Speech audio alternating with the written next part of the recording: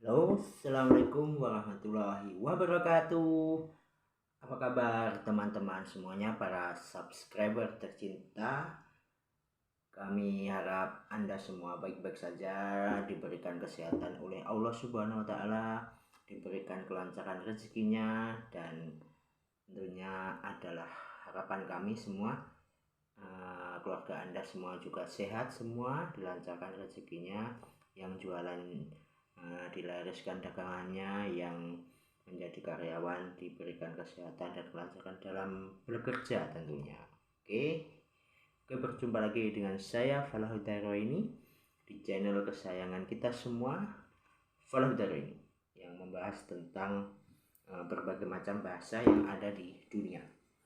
Oke, nah di video kali ini saya hanya akan men-share sebuah tips, atau mungkin bisa beberapa tips ya.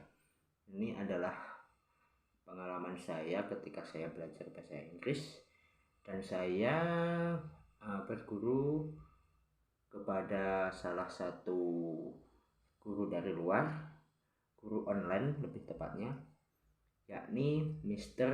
A.J. Ho. Ya, mungkin teman-teman ada yang tahu ya, kalau ini menurut saya ini guru yang paling keren sih, karena intonasinya, pronunciation-nya dalam bertutur kata itu udah dicerna bagi kita para pemula gitu. Kalau kita ingin belajar bahasa Inggris tentu saja ya. Dan di beberapa videonya Mr. A.J. Hawk ini memberikan tips kita bagi pemula, gimana sih cara belajar bahasa Inggris itu sebenarnya. Mungkin ini juga bisa diterapkan ketika kita belajar bahasa yang lain juga ya, tidak hanya bahasa Inggris, mungkin bahasa Prancis, Jepang, Mandarin, Spanyol, dan lain-lain. Oke, jadi ada 7 tipsnya, yang dibagikan oleh Mr. A.J. Hawk kepada kita kalau kita ingin bisa belajar bahasa Inggris dengan santai dan enak gitu ya, nggak terbebani pikirannya dengan berbagai macam aturan atau rumus-rumus atau apa yang kita malah membuat kita jadi ragu-ragu atau jadi takut untuk belajar bahasa Inggris. Oke, nah di sini saya akan membahas satu saja ya di antara 7. Nanti yang lain juga akan saya bahas, tapi tentu saja di video yang lain ya. Oke, jadi intinya adalah yang nomor 1 ini adalah pelajari kalimat yang full ya, full kalimat, jangan hanya satu kosakata. Jadi kalau teman-teman belajar bahasa Inggris itu usahakan yang dipelajari itu full satu kalimat ya, bukan satu kata. Nah, kebanyakan di sekolah-sekolah kita itu kan, dari kita SD, SMP, SMA atau kuliah ya, mungkin kita apa yang kita pelajari? Kita disuruh menghafal kosakata. Misalnya kepala head, terus tangan hand, terus kaki foot, seperti itu ya. Terus kita disuruh menghafal, terus ketika menghafal kita hafal, terus dites. Nah, setelah tes apa akibatnya? Kita lupa lagi, tidak berada di memori kita yang terdalam, jadi hanya sementara. Nah, kalau menurut Mr. A.J. Hawk ini, kita harus mempelajari satu kalimat utuh ya, jadi nggak hanya satu kata. Contohnya, saya pergi ke sekolah, itu yang dipelajari ya I go to school, bukan hanya kata go-nya saja ya. Karena kalau kita mempelajari go itu juga nanti kalau subjeknya berbeda, go-nya itu bisa berubah lagi jadi goes, atau kalau masa lampau jadi when, masa yang sesudahnya jadi gone gitu ya. Nah, intinya adalah pelajari satu kalimat utuh. I go to school, she goes to school, go-nya jadi goes. Terus kalau saya pergi ke sekolah kemarin, I went to school. Nah, go-nya jadi when. Nah, seperti itu ya. Kalimat-kalimat lain juga seperti itu. Jadi kalau kita menemukan kalimat atau bacaan dalam bahasa Inggris itu usahakan dipelajari kalimatnya yang utuh ya. Jangan cuma cuma satu kata.